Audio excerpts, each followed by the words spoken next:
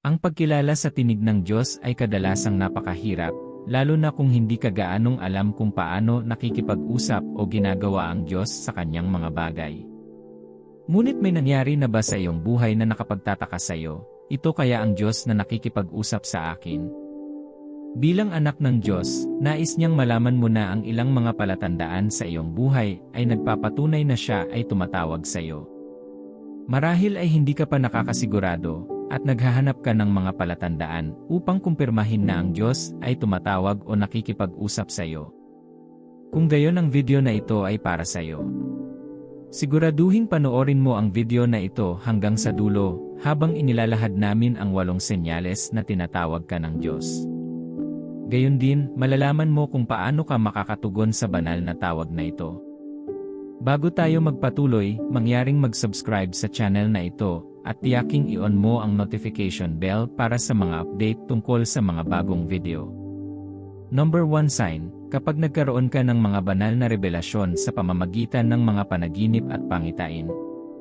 Ang mga panaginip at mga pangitain ay mga paraan na ginagamit ng Diyos upang makipag-usap sa mga tao.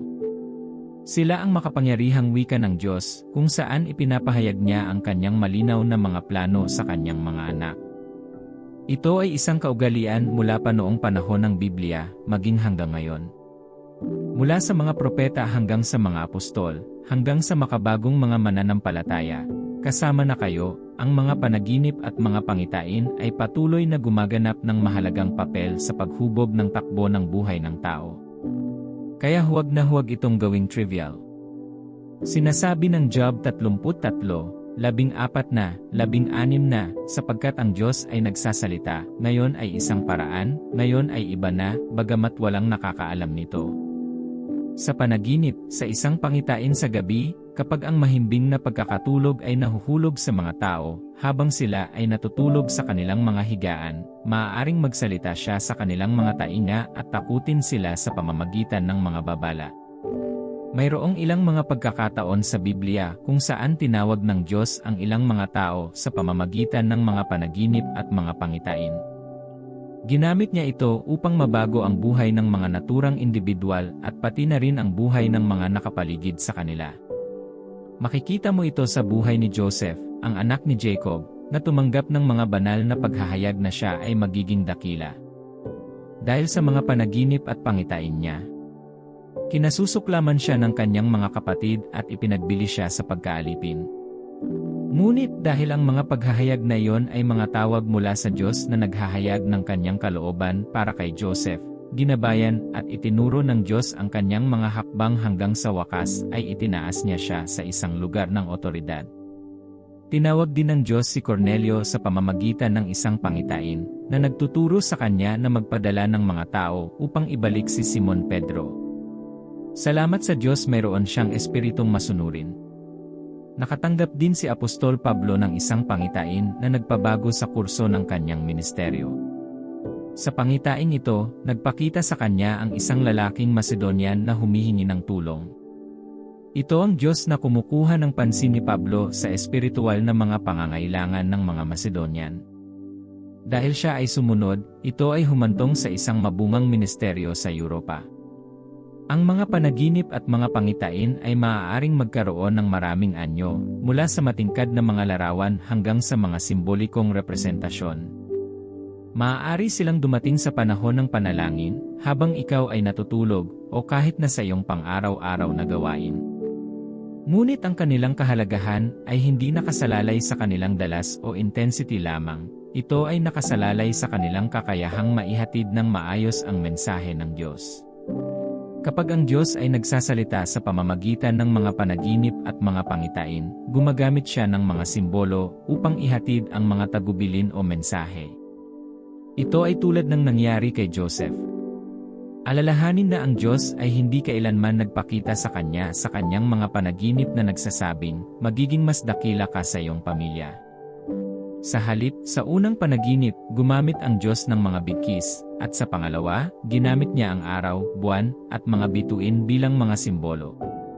Sa pamamagitan ng mga ito, naging madali para kay Joseph na iwaksi ang mga panaginip niya. Pero hindi niya ginawa. Siya ay sapat na maingat upang bigyang pansin ang mga kahulugan ng mga paghahayag na ipinakita sa kanya ng Diyos. Mga minamahal, ang mga banal na paghahayag na ito ay magpapasigla sa iyo sa panahon ng mahihirap na panahon. Si Propeta Elias, habang tumatakbo mula kay Reyna Jezebel, ay nakatanggap din ng isang pangitain na nagpasigla sa kanya. Ito ay upang tiyakin sa kanya ang presensya at proteksyon ng Diyos habang siya ay nag-iisa at walang pag-asa. Tinawag siya ng Diyos, tinitiyak sa kanya na hindi siya nag-iisa. Hinimok siya nito na tumayo at ipagpatuloy ang kanyang paglalakbay ng may pananampalataya. Sa pamamagitan ng mga banal na paghahayag na ito, inihahayag ng Diyos ang kanyang kalooban at mga mangyayari sa hinaharap sa kanyang mga anak. Ginawa niya ito noong nakaraan at ginagawa pa rin hanggang ngayon. Nais niyang gamitin ito bilang isang paraan upang matulungan kang matupad ang kanyang mga banal na plano para sa iyong buhay. Natitira na ngayon para sa iyo na buksan at yakapin ang tawag ng Diyos na magbago, magbigay ng kapangyarihan, at magbigay ng inspirasyon sa iyong sundin ang kanyang pamumuno. Pangalawang numero, mga paulit-ulit na mensahe at kumpirmasyon. Naramdaman mo na ba na sinusubukan ng Diyos na kunin ang iyong atensyon, paulit-ulit na inuulit ang isang mensahe o ideya? Maaaring patuloy itong dumating hanggang sa hindi mo na ito mapapansin. Ganyan ang mga paulit-ulit na mensahe, isang patuloy na bulong mula sa Diyos, sinusubukan mong pakinggan siya, at bigyang pansin ang nais niyang gawin mo. Para silang magiliw na mga paalala na patuloy na bumabalik, na humihimok sa iyo na makita ang kahalagahan ng isang bagay. Ang mga paulit-ulit na mensahe ay makapangyarihang mga palatandaan na tinatawag ka ng Diyos, at hindi mo kayang baliwalain o palampasin ang mga ito. Ang mga ito ay karaniwang nagpapakita sa iba't ibang paraan, sa iba't ibang panahon, at mula sa iba't ibang mapagkukunan, ngunit ang mga ito ay naghahatid ng parehong mensahe. Maaari mong marinig ang isang partikular na sermon o mensahe ng maraming beses, at sa bawat oras na ito ay mas malalim sa loob mo kaysa dati. Maaaring ito ay isang taong paulit-ulit na nagbabahagi ng isang kasulatan o isang salita ng pampatibay loob. Sa pagsisikap na maunawaan ang lahat ng ito, maaari kang magtaka kung ang Diyos ang inuulit ang kanyang mensahe sa pamamagitan ng mga ito. Well, siya nga. Minsan, maaari pa ang sa pamamagitan ng panaginip na inuulit ang mensahe ng Diyos. Ito ang eksaktong layunin ng paulit-ulit na panaginip ni Joseph. Kung nagkaroon siya ng panaginip minsan, malamang na hindi niya ito pinansin o itinuring na wala. Ngunit nang paulit-ulit itong nangyari, tumunog ito, at alam niyang may higit pa rito. Ang mga paulit-ulit na mensaheng ito ay hindi nagkataon lamang.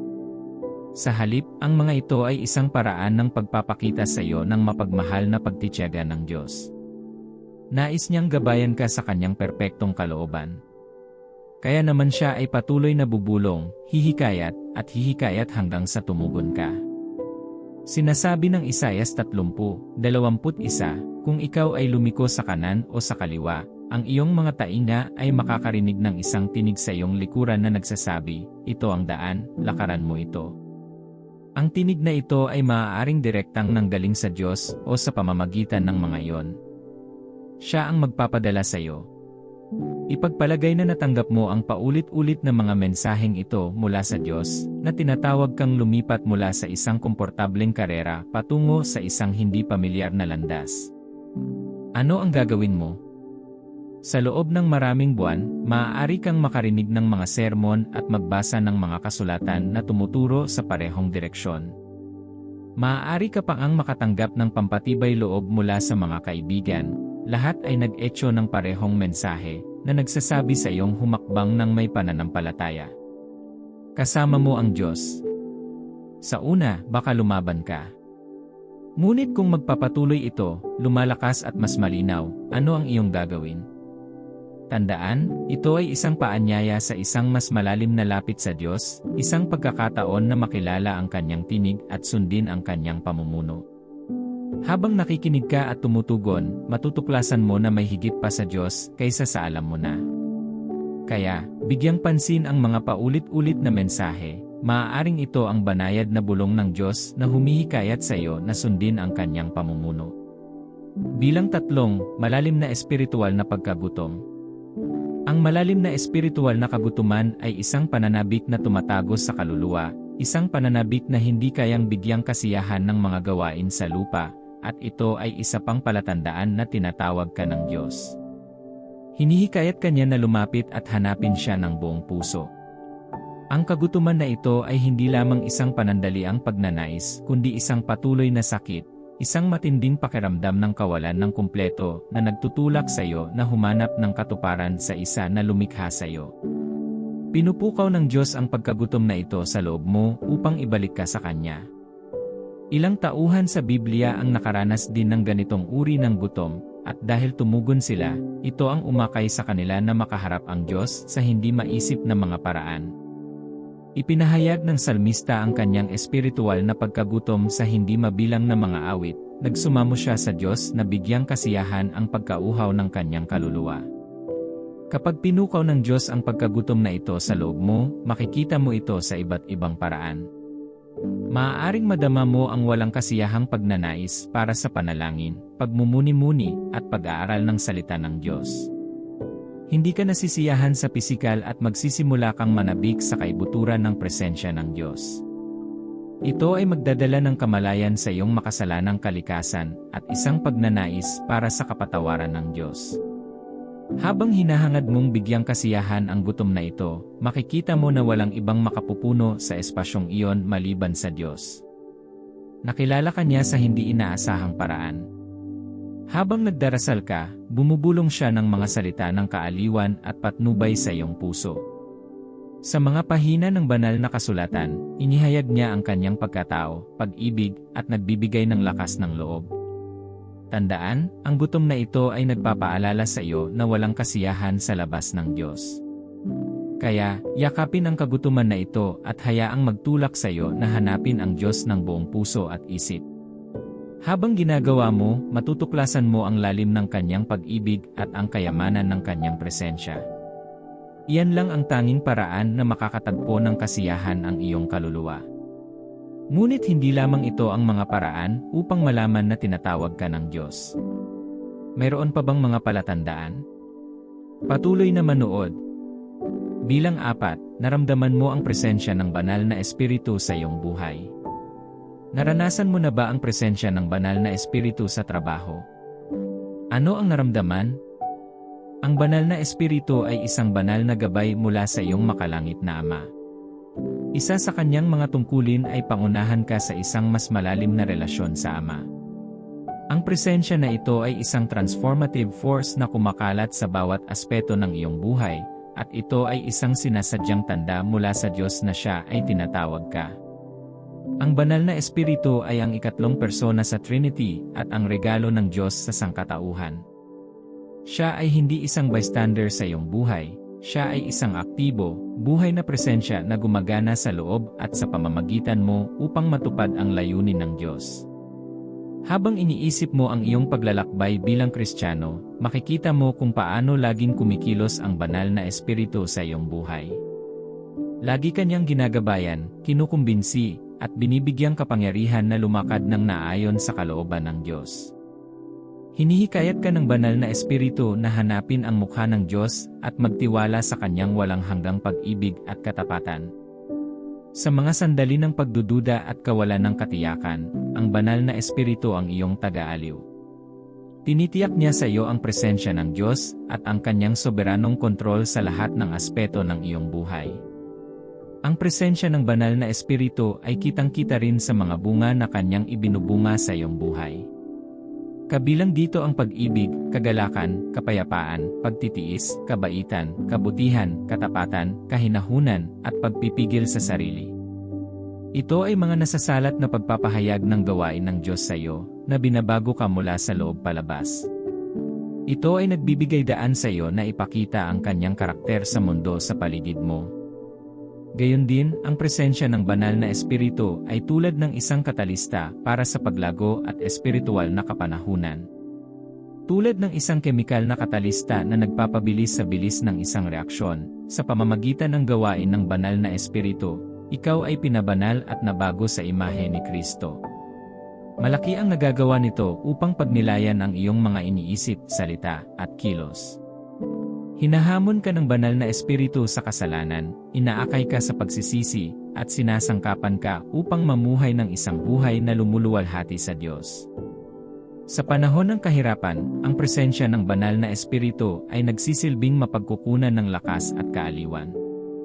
Binibigyan ka niya ng kapangyarihan upang malampasan ang mga hadlang, tiisin ang mga paghihirap, at manatiling matatag sa pananampalataya. Ang presensya ng banal na espiritu ay isang paalala na hindi ka nag-iisa. Kasama mo ang Diyos, ginagabayan, pinoprotektahan, at pinapatnubayan ka sa kanyang perpektong kalooban. Para makoronahan ang lahat, ang presensya ng banal na espiritu sa iyong buhay ay isang banal na paanyaya mula sa Diyos na lumapit sa Kanya. Nais niyang sumuko ka ng buo sa Kanya at sundin ang Kanyang pamumuno. Ngunit alam niya na hindi mo ito magagawa sa iyong sarili, kaya ginagawa niya ang Kanyang espiritu para sa iyo. Sinasabi ng Roma 8:13 -16 na, sapagkat kung kayo'y mamumuhay ayon sa laman, kayo'y mamamatay, ngunit kung sa pamamagitan ng Espiritu ay pinapatay ninyo ang mga masasamang gawa ng katawan, kayo'y mabubuhay. Sapagkat ang mga pinapatnubayan ng Espiritu ng Diyos ay mga anak ng Diyos. Ang Espiritong inyong tinanggap ay hindi kayo ginagawang mga alipin upang kayo ay mabuhay muli sa takot, sa halip, ang Espiritu na inyong tinanggap ay nagdulot ng inyong pag-ampon sa pagiging anak. Ang Espiritu mismo ay nagpapatotoo kasama ng ating Espiritu na tayo ay mga anak ng Diyos.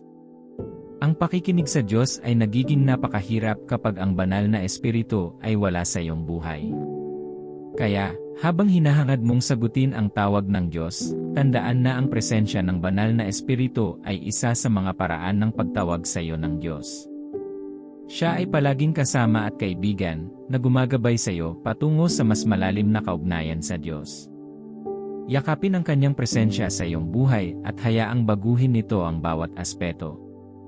Habang ginagawa mo ito, matatamasa mo ang mga benepisyo ng pagkakaroon ng Espiritu ng Diyos sa iyo. Numero 5, hindi ka komportable sa iyong kasalukuyang sitwasyon o posisyon. Naranasan mo na bang hindi mapalagay o hindi nasisiyahan sa estado ng iyong buhay? Naisip mo ba na ito ay dahil tinawag ka ng Diyos sa isang mas dakila? Madalas sinasabi na ang Diyos ay nagsasalita sa pamamagitan ng emosyon. Ginagamit niya ang damdamin ng pagkabalisa at pagkabalisa bilang isang paraan upang gabayan ka tungo sa kanyang layunin para sa iyong buhay.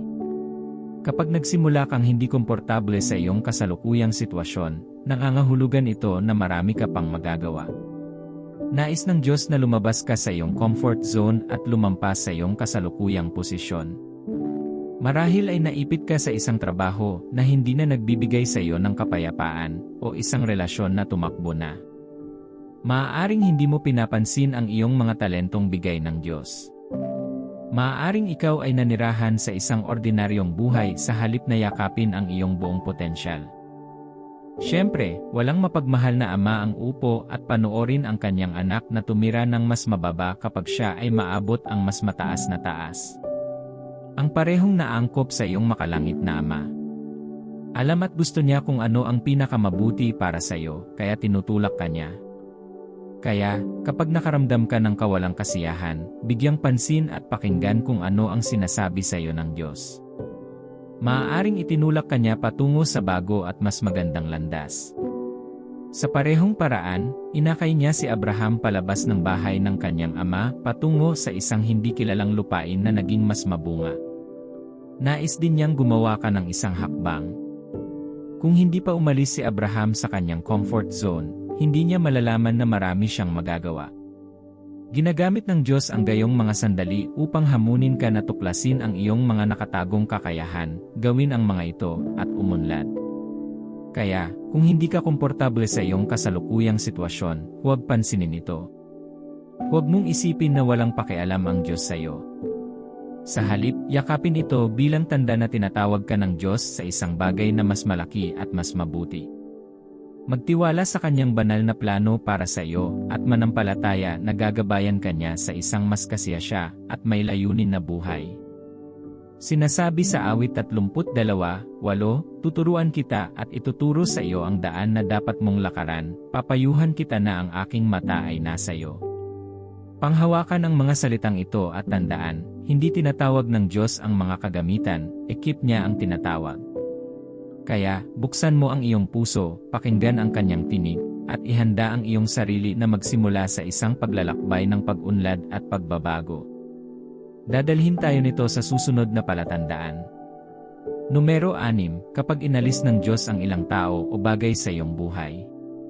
Maraming beses sa buhay, napapaligiran ka ng mga taong maaaring hindi palaging nasa puso ang iyong pinakamahusay na interes.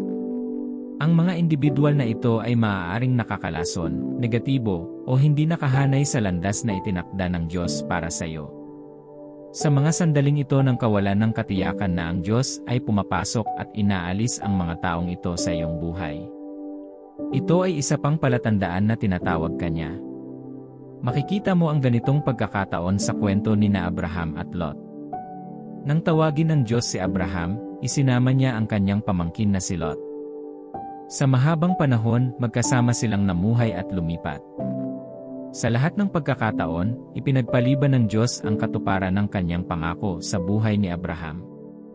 Pero guess what? Nang maghiwalay ang dalawa, bumukas ang pintuan ng mga pagpapala ni Abraham. Hindi ito nangangahulugan na ayaw ng Diyos na makibahagi si Lot sa mga pagpapala ni Abraham. Bago gawin ng Diyos ang ilang bagay sa iyong buhay, hinihiwalay ka niya sa ilang tao. Minsan hindi dahil masama sila, kundi dahil hindi sila nababagay sa plano niya sa buhay mo. Ganito ang sitwasyon kina Abraham at Lot. Ito ay maaaring isang mahirap at masakit na karanasan, ngunit ito ay para sa iyong pinakamahusay na interes. Kung paanong pinuputol ng hardinero ang mga patay na sanga para tumubo ang mga bago, inaalis din ng Diyos ang mga taong ito upang lumikha ng mga bagong relasyon na naayon sa kanyang layunin para sa iyo. Inalis din ng Diyos ang mga tao sa iyong buhay para protektahan ka. Kapag inalis niya ang mga nakakalason na impluwensya, sinisimulan niyang ipakita sa iyo ang kanyang mga plano para sa iyong buhay. Ito ang nangyari kay Joseph. Siyempre, hindi tama na ibenta siya sa pagkaalipin, ngunit pinahintulutan ng Diyos ang kanyang mga kapatid na isagawa ang kanilang mga pakana. Alam mo ba kung bakit? Kung nanatili siya sa piling ng kanyang mga kapatid, nasiraan na sana siya ng loob, sinira ang kanyang mga pangarap, o kitilin pa nga ang kanyang buhay. Dahil alam ito, ginamit ng Diyos si Ruben para kumbinsihin silang iligtas ang kanyang buhay at ihulog siya sa isang balon. Ngunit sa halip ay ibinenta nila siya. Matapos gawin ito, inakala ng mga kapatid ni Joseph na wala na siya sa kanilang buhay, ngunit sa Diyos, ito ay isang mas mabuting opsyon. Inihiwalay ng Diyos si Jose sa kanyang mga kapatid para makapag-concentrate siya sa pagtupad sa kanyang layunin. Kapag tinawag ka ng Diyos, pinapalitan niya ang ilang mga tao sa iyong buhay ng mga individual na tutulong sa iyong umunlad. Sa kasamaang palad, karamihan sa mga tao ay nahihirapang tanggapin kapag kinuha ng Diyos ang ilang bagay mula sa kanila upang turuan sila ng mahahalagang aral. Makikita mo kung paano pinahintulutan ng Diyos si Job na magtiis ng matinding pagdurusa at pagkawala. Nawalan siya ng pamilya at lahat ng mayroon siya. Ngunit sa pamamagitan ng pagsubok na ito, ang pananampalataya ni Job sa Diyos sa huli ay napatibay. Sa huli, siya ay bumangon mula sa kanyang mga pagsubok ng mas malakas at mas tapat kaysa dati. Minsan inaalis ng Diyos ang mga tao sa iyong buhay para dalisayin at hubugin ka sa taong gusto niyang maging ka. Maraming tao ang hindi nakikita ang positibong bahagi nito hanggang sa magsimula itong magpakita. Pero laging tandaan na ang mga plano ng Diyos para sa iyo ay hindi para pahirapan ka kundi bigyan ka ng magandang kinabukasan. Kaya, kapag inalis ng Diyos ang mga nakakalason o negatibong impluensya sa iyong buhay, huwag ipilit na pigilan ang mga ito. Numero 7, sa pamamagitan ng circumstantial signs. Ang mga circumstantial na palatandaan ay madalas na nakikita bilang banayad, ngunit makapangyarihang mga palatandaan na tinatawag ka ng Diyos. Ang mga palatandaang ito ay maaaring magpakita sa iba't ibang paraan. Maaaring ito ay mga hindi inaasahang pagkakataon o isang serye ng mga kaganapan na gagabay sa iyo patungo sa iyong kapalaran. Ang kwento ni Moises at ang nasusunog na palumpong ay isang magandang halimbawa. Ginamit ng Diyos ang nagniningas na palumpong bilang isang circumstantial sign para tawagin si Moises para akayin ang mga Israelita mula sa pagkaalipin. Nang makatagpo ni Moses ang nasusunog na palumpong, ang kanyang interes ay hindi lamang sa pagsunog nito kundi sa hindi natupok na kalagayan ng puno. Nang siya ay lumapit upang mas matingnan, tinawag siya ng Diyos at pinapunta siya sa isang misyon. Sa kabila ng kanyang kawalan ng kapanatagan at pagkukulang, pinangunahan siya ng Diyos na sundan ang landas na inilatag sa kanyang harapan. Maaaring iba ang iyong kaso. Maaaring hindi ito kunin ang anyo na ginawa ni Moises. Maaaring ito ay isang banal na pakikipagtagpo sa isang estranghero na kalaunan ay naging mahalagang bahagi ng iyong kwento. Maaaring dumating ito bilang mga hindi inaasahang pagkakataon o isang biglaang pagbabago na nagtutulak sa iyo upang matupad ang iyong kapalaran. Ang mga palatandaang ito ay maaaring hindi palaging halata o kaagad, kaya kailangan mong maging napakasensitibo sa iyong espiritu at laging bukas at maging receptive sa mga senyales na maaaring mangyari sa iyo. Numero 8, magkakaroon ka ng katiyakan ng kapayapaan at katuparan. Ang isa pang magandang tanda ng pagtawag ng Diyos sa iyong buhay ay ang kanyang katiyakan ng banal na kapayapaan at katuparan. Ang katiyakang ito ay nagdudulot ng kasiyahan at kagalakan na higit sa lahat ng pangunawa. Ito ay isang kumpirmasyon na ikaw ay lumalakad na naayon sa kalooban ng Diyos para sa iyong buhay. Ang kapayapaang ito ay sinasamahan ng pag-iisip na maging tama kung saan ka dapat naroroon, ginagawa kung ano mismo ang dapat mong gawin. Sinasabi sa Filipos 4:7, at ang kapayapaan ng Diyos, na higit sa lahat ng pagkaunawa, ay magbabantay sa inyong mga puso at sa inyong mga pag-isip kay Kristo Jesus.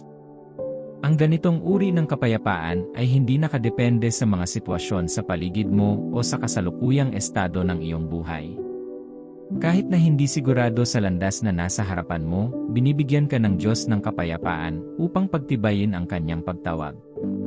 Ito ay maaaring dumating sa pamamagitan ng nasagot na mga panalangin, bukas na mga pintuan, o isang malalim na katiyakan na ikaw ay nasa tamang landas. Maaaring hindi ito ang eksaktong lugar na gusto mong mapuntahan, ngunit nalaman mong ang iyong puso ay tahimik anuman, at hindi mo makikita ang iyong sarili na nag-aalala tungkol sa kung ano ang hinaharap. Sa katiyakang ito, maaari kang magtiwala na pinapatnubayan ka ng Diyos sa tamang direksyon.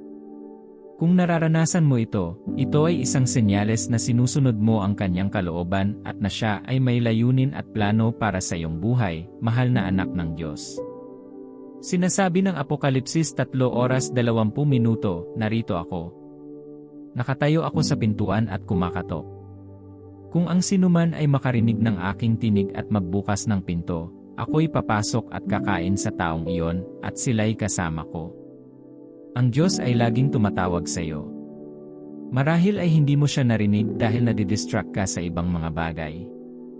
Sa sandaling hindi mo masabi kung kailan ka tinatawag ng Diyos, walang paraan na makakasabot ka. Ito ang ilan sa mga palatandaan na mapapansin mo kapag tinawag ka ng Diyos. Kailangan mong bigyang pansin ang mga ito. Ngayon, dapat kang tumugon at tamasahin ang mga benepisyo o huwag pansinin ang mga ito at harapin ang mga kahihinatnan. Kaya paano ka tutugon kapag napagtanto mong tinatawag ka ng Diyos? Numero 1, manalangin at humingi ng kumpirmasyon. Kapag nananalangin ka, maaari kang humingi sa Diyos ng kalinawan at humiling ng kumpirmasyon sa kanyang tawag. Maaari ka ring humingi ng kumpirmasyon sa pamamagitan ng paghahanap ng naugnay na mga banal na kasulatan. Nakakatulong ito upang maiwasan ang maling interpretasyon at matiyak ang pagkakahanay sa kalooban ng Diyos. Hindi ito tungkol sa pagdududa sa Diyos, kundi sa paghahanap ng kumpirmasyon, tulad ng ginawa ni Gideon at Moses sa Biblia.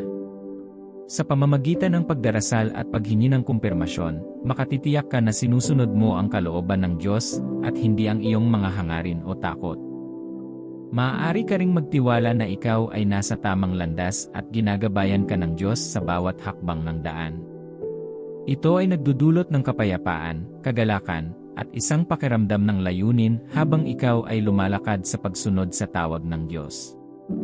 Pangalawa, makinig at sumunod. Ang pagsagot at pagsunod sa tawag ng Diyos ay salamin ng iyong kababaang loob. Ito rin ay nagpapakita ng iyong pagpayag na sumuko sa kanyang patnubay at direksyon. Kapag nakinig ka, nangangahulugan ito na sensitibo ka sa mga senyales ng kanyang tawag, at kapag sumunod ka, kikilos ka sa kung ano ang inihayag ng Diyos, na nagtitiwala na alam niya kung ano ang pinakamabuti para sa iyo. Ito rin ay nangangailangan sa iyo na yakapin ang kanyang kalooban para sa iyong buhay at matyagang maghintay para sa kahihinatnan. Sa pamamagitan ng prosesong ito, nagiging mas matalik ka sa iyong relasyon sa Diyos, at mas nalalaman ang kanyang mga intensyon para sa iyo at sa mga nakapaligid sa iyo. Kapag nakinig ka at sumunod, hinuhubog ka ng Diyos sa larawan ni Kristo, na nagbibigay daan sa iyo na ipakita ang kanyang kaluwalhasyan at liwanag sa mundo. Mga minamahal, sinasabi sa Juan 10:27, ang aking mga tupa ay nakikinig sa aking tinig, nakikilala ko sila, at sila'y sumusunod sa akin. Binibigyan ko sila ng buhay na walang hanggan, at hindi sila malilipol kailanman, walang agaw sa kanila sa aking kamay. Aking Ama, na nagbigay sa kanila sa akin, ay mas dakila kaysa sa lahat. Kilala mo ba ang boses ng Diyos? Alam mo ba kung ano ang kaya niyang sabihin sa iyo na gawin mo? Congratulations! Ngunit kung hindi, kailangan mong matuto ng higit pa tungkol sa Diyos mula sa kasulatan. At dalangin ko na ihayag ng Panginoon ang kanyang sarili sa iyo sa pangalan ni Jesus. Amen. Manalangin tayo. Mahal na mapagbiyayang Panginoon, ang lumikha ng langit at lupa, sinasamba ko ang iyong banal na pangalan dahil ikaw ay Diyos. Salamat sa pagbilang sa akin sa mga buhay ngayon. Salamat sa iyong makapangyarihang kamay ng proteksyon sa aking buhay.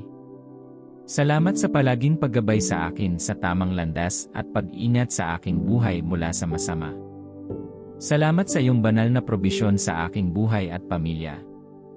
Ako ay nagpapasalamat magpakailanman at itinataas ko ang iyong pangalan. Mahabaging Ama, maawa ka sa akin sa bawat kasalanang nagawa ko. Sinasabi ng iyong salita na ang panalangin ng isang makasalanan ay isang kasuklam-suklam sa harap mo. Patawarin mo sana ako at tulungan mo akong ibalik ang aking mga hakbang patungo sa iyo.